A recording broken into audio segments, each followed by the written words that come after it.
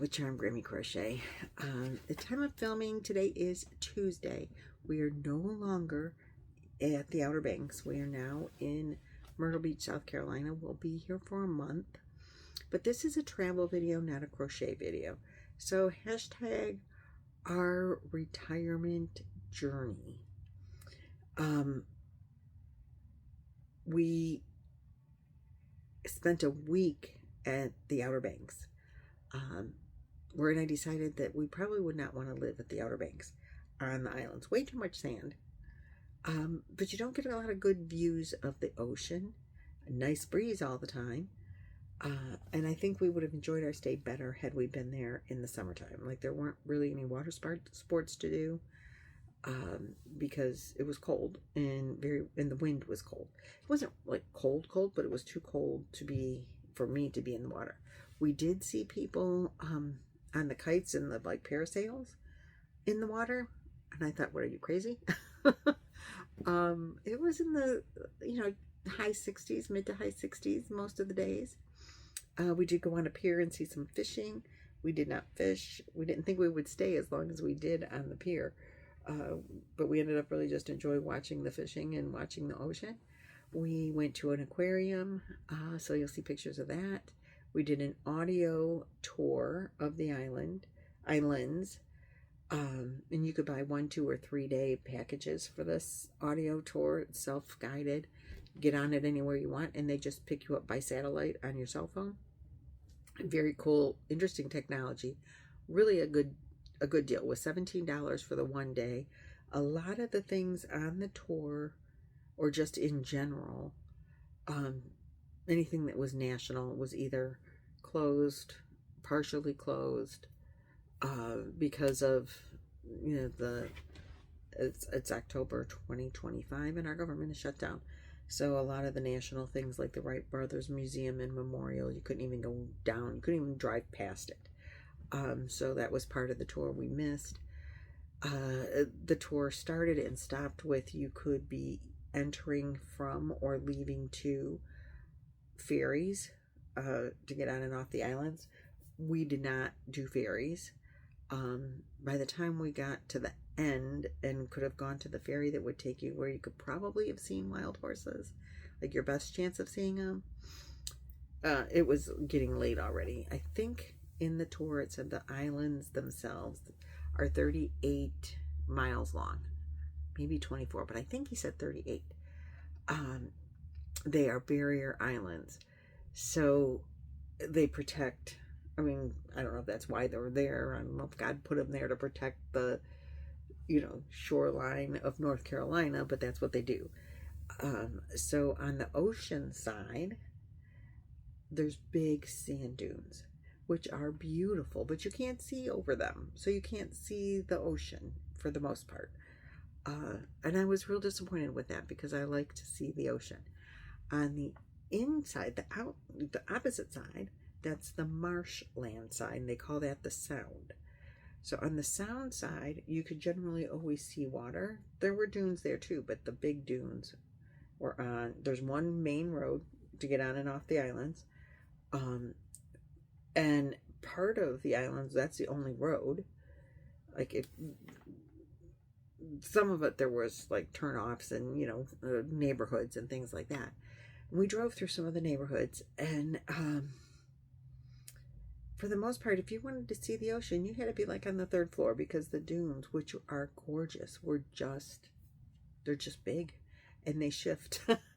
And so we didn't do much ocean. We did go to where you could park, and it was public access, but they were getting ready to have a wedding, so we didn't walk down there. But I did stand and take pictures there. We went to a lighthouse, and you'll see some pictures that I took there. We went at night. The lighthouse is national. It's on the national shoreline, and it's nationally run. I guess it's closed. You'll see pictures of another lighthouse. That first one was Bodie Lighthouse, and we were there in the dark. And I took some really cool pictures of the stars at night. I couldn't believe my camera actually took those pictures, but it did. So how very cool is that? And the lighthouse at night I thought was awesome. We drove to another lighthouse as part of the tour. And parts of that whole thing were closed because national, and they're reconstructing. I think there's two like one that they closed down and they built another one, or this is the one they're building. I don't know. There wasn't anyone really to talk too much about it, so we didn't. We stopped somewhere along the way and bought some fudge, which was yummy. We got to where the ferry was, and we said we're not doing the ferry. On the opposite end, where Corolla is, we did get out and take a walk through a boardwalk. Some beautiful pictures there. But no wild horses. And there are wild horses in that area. We talked to one of the locals who lives there and says she sees them frequently, but usually not at the boardwalk, but once in a while. We stopped and talked to a man along the way who was a birder, and he was watching the birds in the marshlands, which was gorgeous. And we found out that, and I can't remember if we were 10 days too late or 10 days too early, but at some point there's a big, huge bird migration that goes through here. They told Roy we should try to check that out for next year, the year, or in another year. We can't go back, or we missed it. I can't remember which way we missed it, but anyway, that's what we did. So we need to catch that one year. There were lots of birds, and it was that were there right now. I don't know if it's the beginning or the end of the migration that we missed it by, but there were still some flocks of birds, or maybe they were. Roy would know, but he's taking a nap. Maybe they're birds that stay. They get swans there and white pelicans, and it was very pretty, and I've got pictures of that. We went to an aquarium one day, so you'll see some footage and pictures from the aquarium. They're pretty self-explanatory. We saw the city of Roanoke, this cute little town. I took a couple of pictures there. We went to the Festival Park Museum, which is kind of interactive. There is a replica of the Elizabeth II that landed there in 1584. The boat or the ship would house 50 people. And they would be there on that boat. It took 3 months to go from England to here. And that is the boat that landed on Roanoke for the first time. Lots of history in that. You might want to, and I think Sir Walter Raleigh played some role in colonizing Roanoke, which didn't necessarily go well for everyone involved.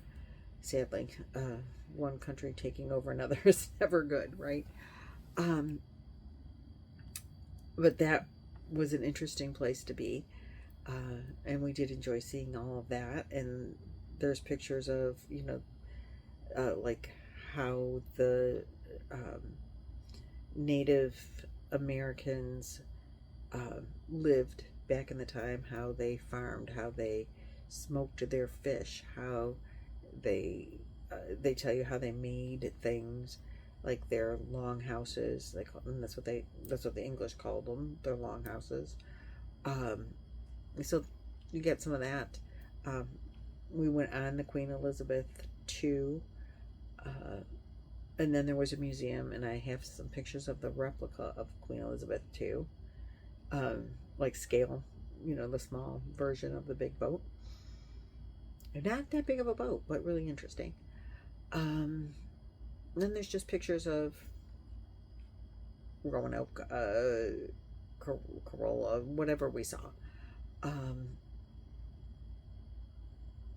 Pictures of the campground. You can see the dunes and the other campers, and no ocean.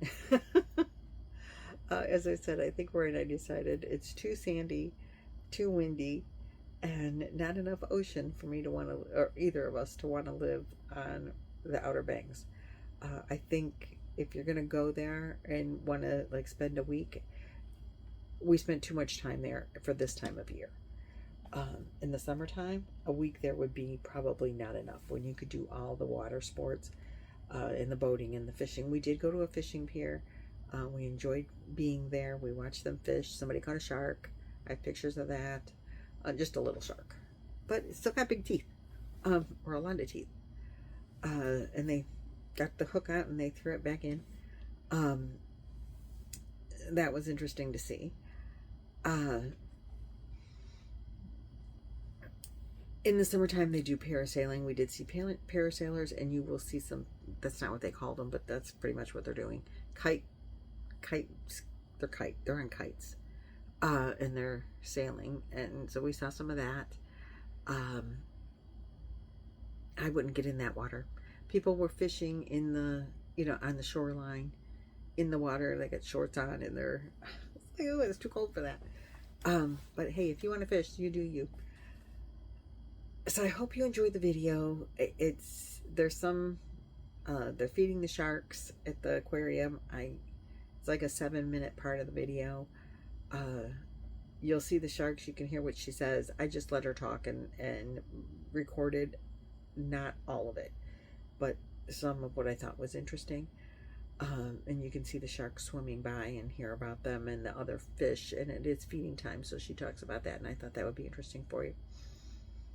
Otherwise, I'm going to just let the video play, and pictures. I'm going to maybe try to insert some music over, but that's just to give you an overview of pretty much what you're seeing. If I forgot anything, I'll maybe put some words in some text and tell you what you're seeing there if you can't figure it out. I mean, I think most of it's pretty self-explanatory from what I've said. So I hope you enjoy it. Thanks for watching my travel videos. I'm enjoying making them for you. I'm definitely enjoying doing the sightseeing.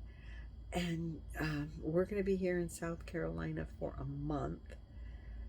And I'm not going to wait a whole month to make another travel video about South Carolina. When we do something cool, we will be here for Thanksgiving and Halloween coming up in a couple days. There's going to be a party here at the campground and some trick-or-treating here at the campground. I think we might do some kind of ghost tour thing one day this week before Halloween. Roy found some really cool looking things to do. And we were told at the visitor center that there's lots and lots of festivals this time of year. Getting ready for Christmas, I'm sure. So we'll probably do a lot of that. We've been to Myrtle Beach many times. We like it here a whole lot. And always thought that we might retire here. So we're giving it a try just to see how we like being here for more than a vacation week. Normally when we come, we stay in a condo. So this will be our first time to camp here. But if we were to buy, we wouldn't buy a camper. We already got one. When we're done traveling, then we're going to buy a house again. But probably in Ohio, to be honest with you. We'll probably stay close to the kids. Because I miss them. So anyway, that's all I got for you. Enjoy the video, and I'll see you in the next one. Bye-bye.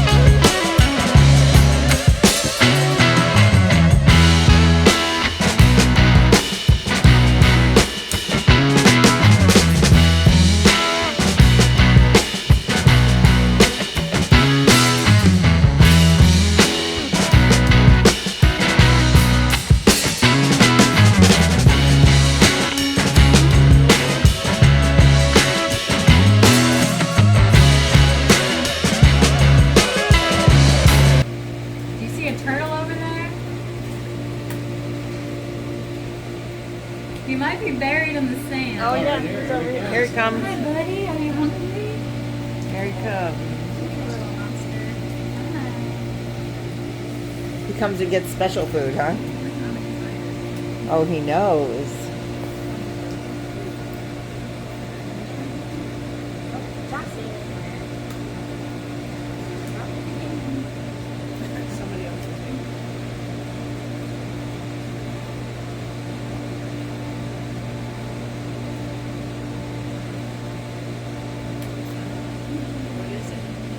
turtle? What does he eat? He gets crayfish, trout, and pinkies, and just little pieces of fish usually, and some like bugs and worms. He's a carnivore. What did you feed the rest of them? They got cube food, which is like bloodworms, and just they also get smaller little pieces of fish. The rest of them.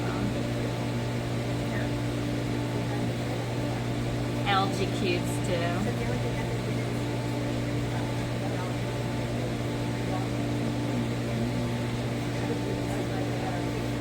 And that little cup worth of food is all they get for the day? Well, that was actually a lot of food for them. Oh, really? Yeah, so fish are ectothermic, so they're cold-blooded, so they don't need as much food as a warm-blooded animal. Because the reason we eat so much is to maintain our body temperature. Oh. Yeah. Now this guy, he's also ectothermic, but he does eat a lot more than the fish. He's got him a good little appetite. I feed him probably more than I... He gets hand-fed. Yeah. It's just I want to make sure they both get food and they don't fight over it, so I do it at the same time but separately. And then you want to be really careful actually not to overfeed the fish. I'm going to vacuum out anything they don't eat because I want them to have nice, good, clean water quality. So that turtle won't eat these little fish? nope. Unless he gets real hungry. Plus, they're a little bit large. They're a little large for him. Oh, okay. Yeah. Okay, good job, buddy.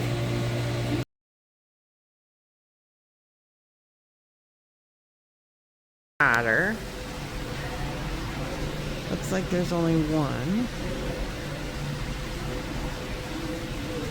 There he goes, swimming across the top.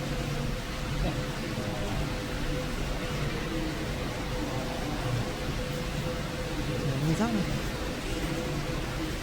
Here he comes again.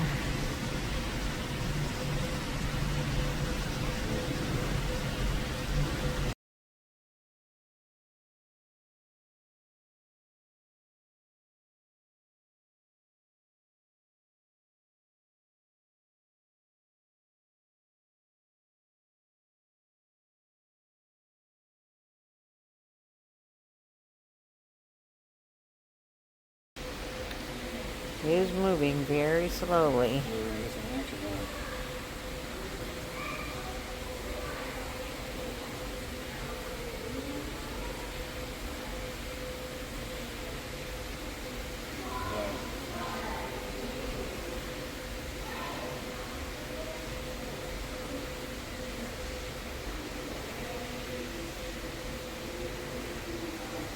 Don't waste any energy moving too much, huh?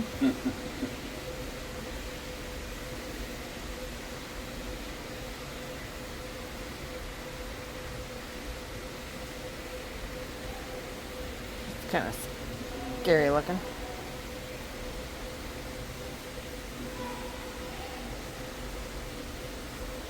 Yeah, I know you could catch me if the glass wasn't there. I'd be dinner.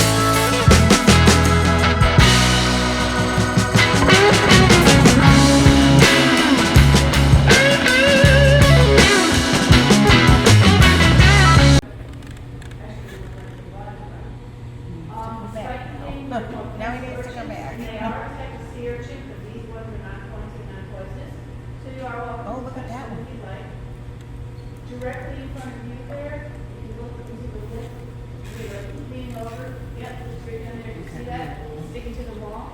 That's called a cowrie. It's kind of a deep sea snail from around here. And he's really cool because the snails, they grow with the shells, so as the snail grows, Can't reach it? the I can't reach it. And that particular There's snail another one coming. keeps himself clean. He has what's called a mantle, it's like a line. He constantly opens and closes it so to make sure articles don't grow on it or anything grows. So they're really, really clean. And this right here is a whelk. So we often find Oh. whelk shells are parts of the concrete. Soft but Guys slimy. alive. The snails inside. Sure. And their snail pieces really Do you want How to do you touch shut it them? off? Huh? How do you shut it off? Oh. go from shell to shell as they get bigger.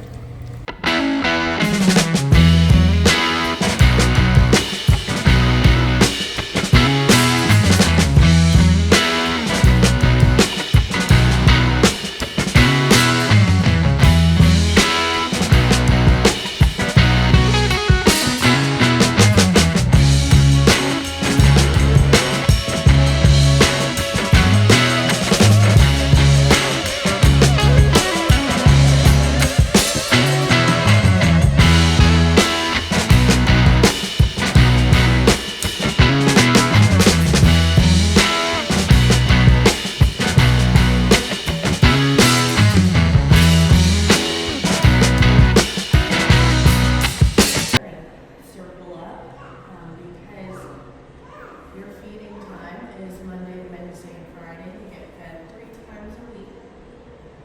And the reason Look at why that big, we huge do guy. them so frequently is because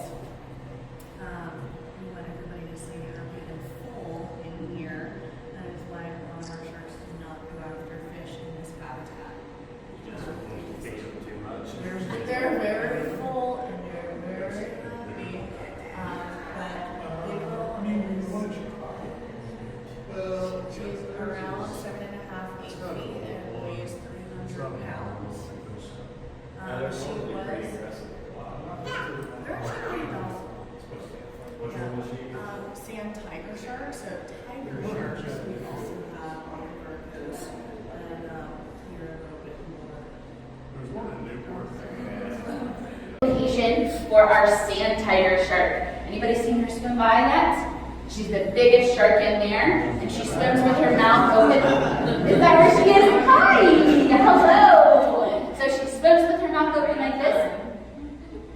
Not because she's ready for food or showing off her teeth, but because she is a mouth breather. That's right. Scientifically, we call that ram ventilation. She's swimming forwards, kind of like a giant windsock or a butterfly net, trying to get as much water as possible in her mouth so that it can flow over her gills. She's got to constantly be moving or constantly have a flow of water into her mouth and over her gills. And as she is our largest animal here at the aquarium, she has certainly earned the name Big Girl. So when she swims back by, you can say, hi, Big Girl. And she has a very special setup over there. Our water is a little bit cloudy today, so I don't know if you can see very well. Raise your hand if you see kind of a blue rectangle with a yellow shark on it. If you can't see that, imagine such a uniform. It's up there in the corner where she's swimming right now. And she has been trained to see that target and to go to that specific location for her food. If she tries to get food any other place in the habitat, she will not be fed. Anybody who's ever had to deal with having multiple family dogs, you might understand this sort of divide and conquer solution for making sure that mealtime goes smoothly. Our big girl goes swimming over here, and she will get her food, usually one medium-sized fish at a time. Her personal favorite lately has been mackerel, but she can also eat some things that make me jealous, like mahi, maybe some grouper, and she can even get small fillets of larger fish, like possibly some salmon from time to time. Just depends on what we have available. And let's see. Ooh, somebody might be going after some leftovers. Just a little bit of activity towards the middle. Now, if we turn our attention to this species of shark right here, thank you very much, my dear, for demonstrating. We We've got some smaller sharks in here. Anybody counted how many we have of that species? Raise your hand if you saw 2. Anybody see 3? Anybody see 4 of our smaller shark? Ooh, you guys are pretty good. Hard to trick. We have 3 sandbar sharks in here. Everybody say sandbar. Nice. They're different species from Big Girl, who is a sand tiger. Not to be confused with the plain old tiger shark. Totally different critters. But speaking of our sandbar sharks, they are all fully grown. They are adults, so they are naturally about 2/3 as big as Big Girl. Oh my gosh, perfect comparison right there. And you'll see right now, our 2 sandbars, 2 of them are heading in the opposite direction from Big Girl. We did that on purpose. We want them to go to the far end of our habitat for their target feeding location. You really can't see that one, but it is a lovely red heart on a green background because we love sharks. And they are not given their food on the end of a very long pole like this. Instead, we ask them to swim all the way up to the surface so that their dorsal fins are even breaking the water surface, and they get their whole fish on the end of some comparatively pretty short feeding tongs. And we do that differently for a very important reason. These 3 sharks in here, ooh, they look very similar to each other. So trying to control who eats what and make sure everybody gets the right portion is kind of like trying to figure out who's who in a family of triplets when they're all running around at the same time. So we want them to come up to the surface as close as possible so that our aquarists behind the scenes can look for shark freckles. Yes, tiny little differences in their skin that can be observed close up so we can figure out if we are feeding stoplight or possibly one of our 2 females, penny or speckles. And I can only barely tell them apart when I'm looking at their whole bodies like this. So the folks who can tell them apart in the moment as they're zooming past upstairs, wow, those folks have a lot of amazing focus. But it's important for us to make sure that we know exactly how much food Big Girl is eating and all 3 of our sandbars, because that is how we manage the overall dynamic of this habitat.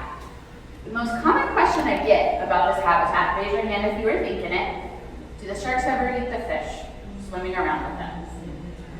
Most of us have that question, and this whole process that we use to feed our sharks separately from the fish, that is how we manage their hunger to the best of our abilities. Now, I have a question for you all.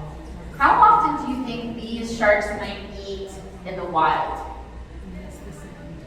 Raise your hand if you think they eat every day in the wild. Anybody think they eat multiple times a day, like you and I, 3 meals? Anybody think a couple times a week? Once a week? Less than once a week? Ooh. It can depend, but in general, on average, these 2 species of shark would eat about once every 1.5 weeks. Yeah, absolutely. And the reason why is that in the wild, they don't have predictable, delicious meals coming towards them. They are predators of opportunity, which means they're going to eat when the eating's good. And they might eat something larger one day, and then they could go even longer before their next meal.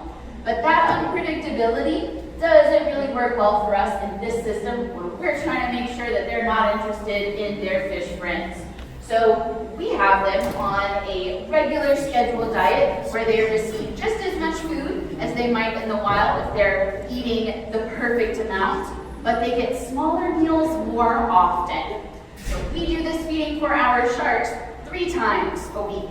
They're eating almost 3 times more often than they would in the wild. And that works pretty well, especially with these 2 species. They are known to be pretty good at minding their own business.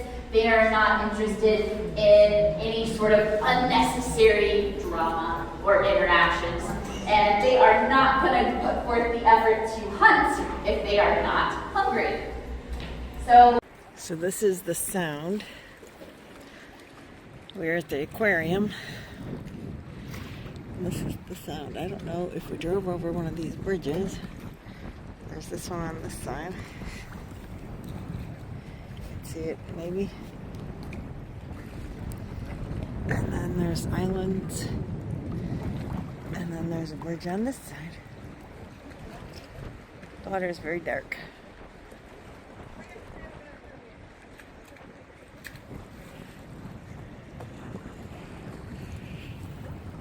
There's always a breeze by the ocean.